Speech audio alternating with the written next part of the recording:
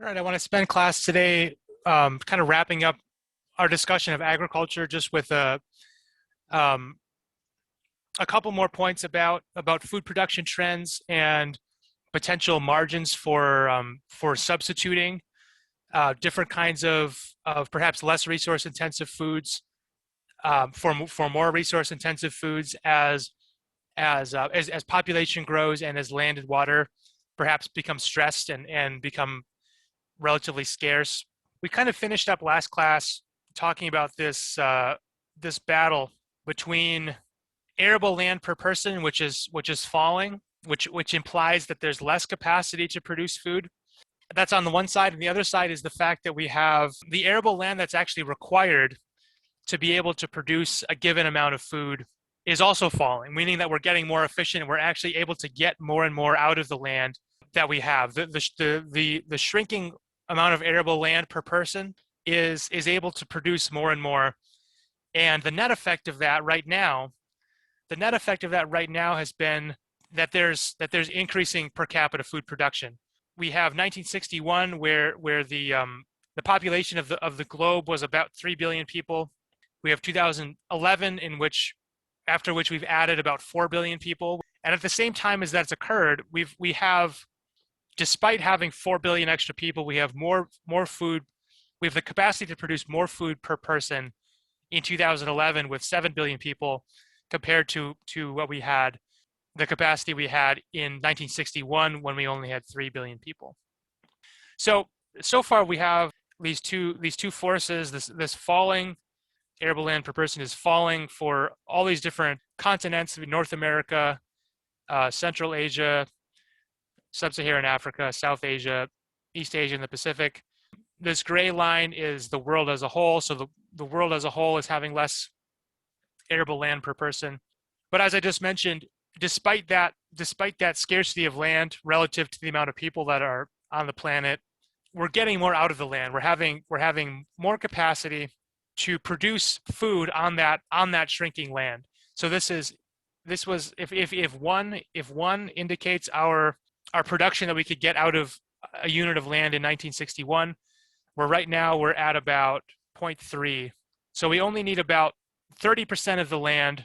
In 2011 or 12, we only required about 30% of the land that we did in 1961 to produce the same amount of food. So that's maybe some cause for optimism just about the capacity of human beings to solve problems and to find adjustments and substitutes that they can make, to innovate, to find new ways of producing things, more efficient ways of producing things. And so far that process has led to having more than ever, having not just more total output than before, but actually more output per person, even in the face of 4 billion extra mouths and stomachs. Let me talk about some potential margins of substitution. I'm gonna call these margins of substitution. What I mean by that is that I believe that there is quite a bit of slack in the system right now, and there are huge possibilities for substituting one kind of production or consumption for another in order to adjust to increasing scarcity. So we know that the population, it's at 7.9 billion right now. At some point, demographers expect us to reach kind of a peak as it's kind of a very regular pattern around the world that fertility rates fall as countries get richer, and as fertility rates fall, population growth slows. There's an expectation that the population of the globe is going to settle down at some point. It's just not clear exactly where that is. It could be something like 9 or 10 billion. It could be something like 11 or 12. It's not obvious, but there is an expectation that the population of the world is going to stabilize at some point, and we're not going to get continued exponential growth in population the way that we did in say the 20th century. But as we're still kind of thinking about adding people to the planet, adding extra mouths and stomachs to the planet, an important question is, will there be enough resources in order to feed all those people, to feed all those extra mouths? Okay. So to think about this, let's just start with some of these stylized facts that people, as they get richer, they tend to spend more on food. All right, so that's something that's maybe suggests that this progression of economic development might put a lot of increasing pressure on food supplies. As people get richer, they spend more on food. All right, in the beginning of the development process, as you get richer, starting from very low levels, if you're at subsistence, your the extra income that you get at low levels is going to go towards eating just a higher number of calories.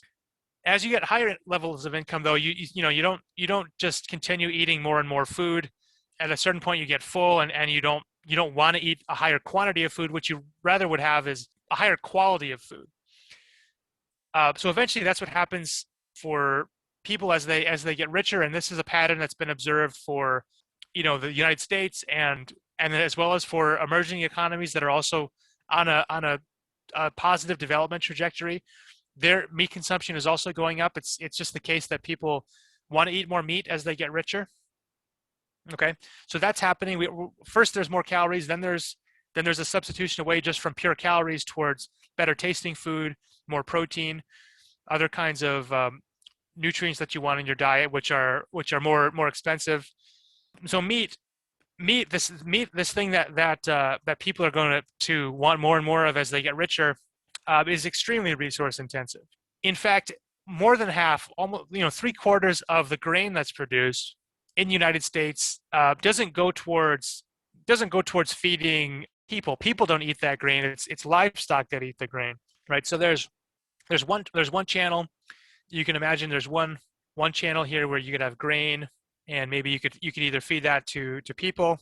Another channel would be to first feed the grain to livestock, and then feed that to people. And if you think about the efficiency of that from a resource perspective, this lower channel here is much. It's like 10 or 20 times more efficient than the channel of feeding grain to first to livestock and then to people. Just based on the biology, in order to raise a steer from infancy to when it's ready for butchering, it's got to eat for years and years and years. It's got to drink water. It's got to have pasture to graze on, and so that's just it's consuming a ton of resources over time as you're raising that steer. Whereas if you're just to take those resources and use them towards feeding people directly, it would cost something like 10% or 5% as much. So land requirements are very high for that. Grain requirements are high for that. The grain has to be, in some cases, the grain has to be irrigated, especially if it's being grown in the Western United States. So again, over half of the water withdrawals go towards agricultural production rather than just drinking or watering your flowers or things like that. Most of the water is going towards agriculture. Okay, so what I want to suggest, based on some of these facts, is that we have a decent amount of the fact that the United States and a lot of rich countries already are consuming a lot of meat. In a sense, is building slack into the system. We have a ton of food production right now that is along this top channel, grain to livestock to people, which is very inefficient. And even if we were to substitute some of that process away from grain to livestock to people towards grain to people, that would free up a huge amount of resources, just by making that substitution. So there's a possibility that we could see lots of potentially some food shortages in the future as the population continues to grow and as the land and our water resources become more stressed. However, there is what I see as being a very important channel that we could substitute towards, which would be away from meat intense products and potentially more towards just straight plant-based products. Let me show you two figures here that kind of just show the enormity of this resource intensity of things like meat. So this top bar is beef, And along the x-axis, this is the amount of land that's required to produce a given unit of protein. It's about 1 square meter per gram of protein that's produced if you're producing that protein with beef. If you produce that gram of protein with pork, it's almost 10% less land that you need, right? So it's 0.13 square meters of land per gram of protein for pork. The next item on this list here is produce. So fresh produce is the next land intense. Poultry is number 4. I'm just drawing these on here because it doesn't show up very well on the board. Eggs is the next, and then we have dairy, wheat, rice, maize, and pulses. So we get a substantial amount of our protein right now from beef, and that's implying a huge amount of extra land that we could potentially save if we just switched some of our beef to something like pork or something like soybeans or something like that to get our protein from there. So while it's the case that we might expect the population to grow and food to become somewhat scarce and potentially resources to become more stressed in the future, there are ways of based on how we're producing right now, we could free up a huge amount of land just by substituting away from beef towards some of these less land intensive kinds of products. So there's a lot of, even though land is scarce, there's potential to free some of it up through some of these substitutions away from very land intensive beef towards other kinds of even other livestock that require less land and that are more land efficient in their production. That's the case for land. This graph is telling a similar story, except for water. So again, on the top part here we have beef. The second item is nuts, and then sheep and goats is the third one, and pig. All right. So again, there's a lot of water withdrawals happening for agriculture. That was on the previous 2 slides ago, we saw that 70% of water withdrawals go towards agriculture, but there's a huge amount of possibility for in the event that we start to hit serious water shortages. All that would be required is that we would take a little bit less of our production and our food system, focusing on beef and channeling that water towards something that can produce protein and calories in a much more efficient way. So this is kind of what we would expect. We would expect prices, if there's shortages, if there starts to be pressure on the land and on the resources, and food starts to become a little bit scarcer, we would expect that would lead to increasing prices for resource intensive kinds of products. So the more resource intensive something is, the more you'd expect it to be affected by the increase in prices. So if arable land and if land to produce grain to feed to livestock, and if water becomes scarce, if both land and water become scarce, the prices of those resources are going to go up. It's going to become more costly to obtain those resources, though the price is going to get bid up. All of a sudden, the profitability of things like beef, which are very resource intensive, are going to go down, because even if people still want to consume beef, they also want to keep as much of their own money as they can. And if the prices of beef are going way up, they're going to have to substitute away from beef and maybe substitute towards something that's cheaper, and that's going to have to lead to some of the substitutions away from those resource intensive products towards something less resource intensive, where that can convert land and water into calories and protein in a more efficient way. This is what we would expect to happen in the event that we get food shortages or food scarcity. So far we haven't run into that yet. We have increasing food production per capita. So we've not yet hit that point of really hitting the upper limit of our capacity to produce food. But if we were to hit that in the future as population grows, you would expect these price forces to make beef less attractive, less profitable, just because of the resource intensity, and you'd expect substitutions away from those heavily resource intense products towards things that economize on those resources and that are able to produce them a lot cheaper. Okay, so those are some of the ways that I see economics playing into this question of food production per capita. Like, are we gonna see this continue to go up?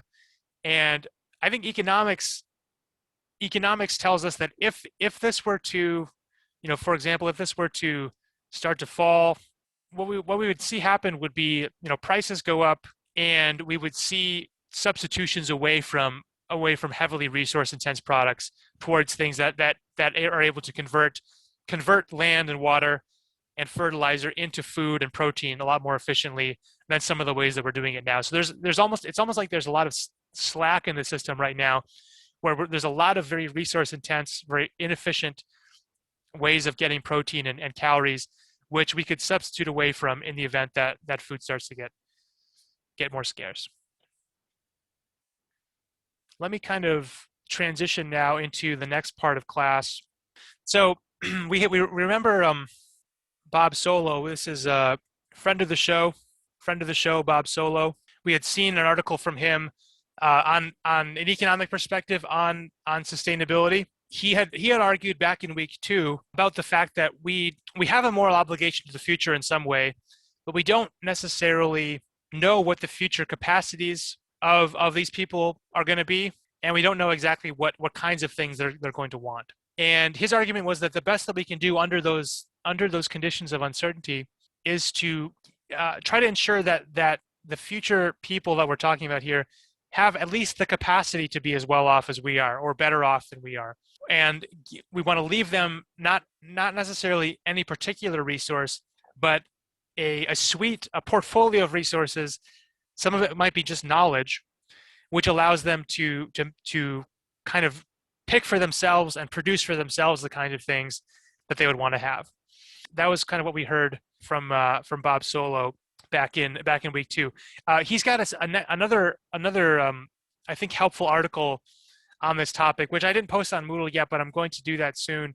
The title of that article is "An Almost Practical Step Towards Sustainability." All right, so we can think about this with a thought experiment, and Solow kind of gives us a thought experiment about how to think about sustainability and how we might adjust our measures, economic production, in order to take account of sustainability and to take account of the areas of the economy where we are drawing down our stocks of assets, our natural capital, as it were. So let's think about 2 economies. One of these I'm going to call economy A. One of them I'm going to call economy B. And they both have, let's say they both have the same size. They both have the same population. They both have the same consumption per person. They have the same income per person, and they both have the same coal reserves. So I'm gonna indicate these black rectangles. I'm going to use to indicate what these 2 economies' reserves of coal are. So let's say that both of these economies are able to produce some goods and services and achieve some level of per capita consumption. But economy A, let's say that they have a hydroelectric dam, which allows them to produce most of the electricity that they need from hydropower, whereas economy B does not have any hydropower. They just get all of their electricity comes from coal-fired power plants. So the fact that economy A has this hydropower means that they can still use some of their coal, but after a given year has gone by and they've produced goods and services for the people in their economy, after a year has elapsed, they only use up 10% of their coal reserves, and so they still have 90% left. Whereas economy B does not have access to this hydropower for whatever reason. They don't have hydroelectric dams which are supplying them with electricity, and they have to deplete half of their coal reserves in order to achieve the same level of GDP, the same level of income and consumption capacity as economy A, right? So just in this thought experiment here, where we have 2 economies with the same level of GDP, same per capita level of consumption capacity, one of these economies is achieving this level by running down half of its assets. That's economy B. And then the other is achieving that same level of GDP, the same level of income and consumption by only running down 10% of its assets. So it's pretty clear in this simple example that the second economy, economy A here, is a lot better off than economy B, because it's got the same standard of living, it's got the same consumption capacity, but it's also left intact a much larger amount of its natural capital. So Solo's point here is that we would ideally we would want to have some metrics that can account for this. And it's currently the case that GDP does not account for the depletion of natural resources like this. So there is some metrics to account for the depletion of physical capital or human produced capital, and that's this net domestic product, which takes gross domestic product and it subtracts off the amounts of physical capital, like buildings and machines that wear out over time, and deducts that from GDP. So it takes GDP, it subtracts physical capital depreciation, and that gives you net domestic product. Solo's point, Bob Solo has pointed out here that an important next step towards sustainability would in fact be to do a similar kind of exercise, except not with the depreciation of physical capital, but do the same thing with the depreciation of natural capital. So that's kind of his proposal in kind of nudging us towards more sustainable kinds of ideas and ways of thinking about the economy, including depreciation in natural capital alongside the depreciation in physical capital. So one of the ways that this might be done is, along the same lines as what we've just seen here with this stylized case of these two economies with coal reserves that are being depleted. We could have a separate account. We call this a satellite account because it's kind of separate from the financial accounts or the purely the pure set of economic statistics that the government keeps. But we can have a separate account that actually tracks the amounts of coal that are left over after a given year of consumption and production, and specifically the changes in those coal reserves, the amounts of depletion of those coal reserves that have occurred from one year to the next as production has taken place. So these satellite accounts, could be things to track, coal reserves. They could be things to track timber reserves or minerals, water that's stored in aquifers. We could have accounts that sort of keep track of what our stocks of fish are. These accounts, we could keep track of, we already do keep track of a lot of these things. The USGS keeps track of a lot of, the United States Geological Survey keeps track of a lot of these minerals and forest resources.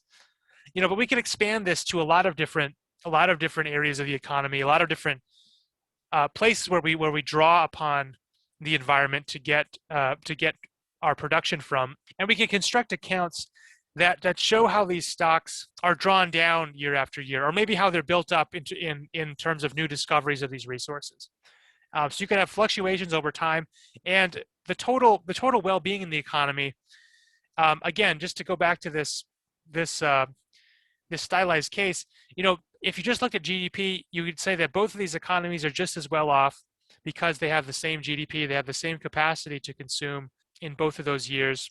But economy A is on a much more sustainable path because they're depleting their non-renewable resources at a much slower rate, and so they're just as able to consume as economy B is, but they have a lot more future capacity to consume because their coal reserves are a lot more intact. So we want to keep track of that more, keep track of those depletions, and perhaps make some deduction to GDP based on how those stocks get drawn down. So just in the same way that we took, just in the same way that this net domestic product was calculated by taking raw GDP and subtracting physical depreciation or depreciation of physical capital, we might take raw GDP and subtract off depletions of natural capital, which consists of the things on the left: the coal, the timber, the minerals, the water, and the fish resources, among other things. And that would be a way of actually measuring over time not just how much do we have available to consume each year, but are we drawing down our stocks of critical resources that feed into that production? Because if we don't keep track of that in GDP, we could be growing our GDP without having a good handle on exactly how much these other critical assets are being drawn down. Whereas, and that could give us false information about how well we're doing. There's other things that we could take account of. We might take account of sustainable yields. So, one way to do that might be to consider, like, what's the current fish population, and what does that imply about, an annual harvest, like a sustainable annual harvest. A given population of fish is going to have the capacity to regenerate a certain amount of fish every year, and that's going to be a larger amount given a larger population. So, calculating a sustainable harvest is one way of potentially building just building out our information set, giving us some idea of what a harvest level of fish is that would be able to be maintained not just this year but also well into the future. There's also ways in which we could potentially incorporate the absorptive capacity of the environment or pollution damages into this GDP. So if we increased our capacity to produce, to a certain extent that we're starting to make people sick based on the pollution that's accumulating, we might want to do something like, account for the cost of illness. We already talked about this cost of illness technique as being one way of valuing environmental services or valuing environmental damages. We might take something like the cost of illness or the amount of defensive expenditures, and these are things that we might want to actually deduct from GDP rather than adding them to GDP. The extra time that people are spending in hospitals, or the extra expenses on medicine that they have to take on because of the extra pollution, or the extra bottled water they have to buy because of water contamination, or the extra air filters or masks that they have to buy because of air pollution. Those kinds of things are a net drag on the economy. They're not productive activities. They're defensive. They're things that we have to take on in reaction to the fact that the absorptive capacity of the environment has been degraded. And so those kinds of accounts as well, taking account of the excess medical costs or the excess defensive expenditures that are taking place in the economy, and deducting those from GDP could be another practical step towards measuring our state of well-being a lot better, rather than just through economic activity or the transactions or the literal transactions that are happening between households and firms. Because if we remember from our previous discussion of this, we have our circular flow model. This is what we talked about in week 2. We have a circular flow model, which is just capturing the GDP that's happening, just the transactions that are happening between firms and households. But as we talked about with ecological economics, that system is embedded. So this economic system is sort of represented as a subset of the broader system, and this economic system is part of this complete planetary system, which has certain amounts of waste absorption capacity. It's got certain sink functions at the top here, and source functions at the bottom. Source functions is the functions of the environment that are providing inputs to economic activities. The sink functions are the services of the environment, which go towards being able to absorb and assimilate the waste products. And again, the just having GDP ignores the value of some of these other services that are provided by the economy, by these other services that are provided by the planetary system. And we'd love to be able to incorporate those more into our metrics, so that we know we have a better handle on whether there's like net depletion, or maybe depletion. There's some depletion, but it's being made up for by other kinds of capacities to consume in the future. Okay, so I'm just going to emphasize a couple points on this slide. Ecological economics is something we've seen before in week two. That has a much larger tendency to emphasize the dependence of the economy on the physical world. So stocks of minerals and fossil fuels and the capacity and the services of the environment that the environment gives us, both to absorb waste as well as to provide us with inputs. Those are critically important. And the question then is how do we design policies that would take those kinds of things into account?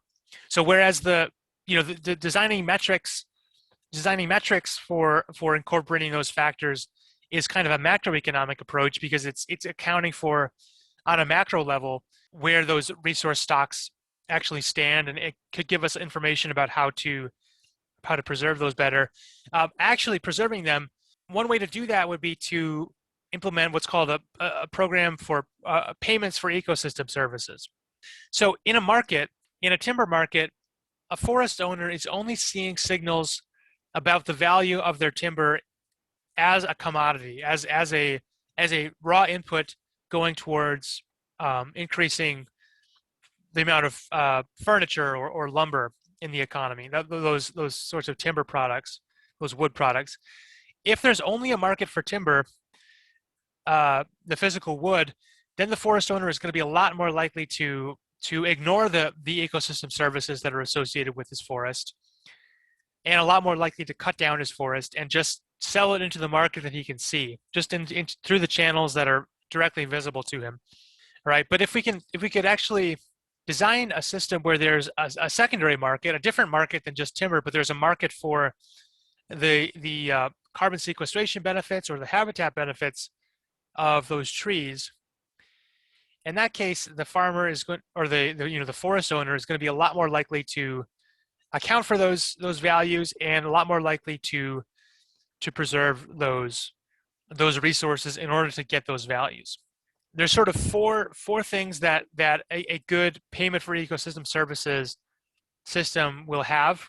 The first one is conditionality, and that just means that's kind of like, you can enforce that if you pay a resource owner to preserve their forest or to provide some ecosystem service, that they will in fact do that you can enforce that, you can monitor that, and ensure that if you make a payment to them, that they will follow up and actually provide the service that they said they were going to provide. That's the first critical component of a payment for ecosystem service program, is conditionality or enforceability. And then there's additional ones: additionality, leakage, and permanence. We're at the end of class today, so I'll pick up next time introducing some of those requirements, but those are very important also for designing a good system.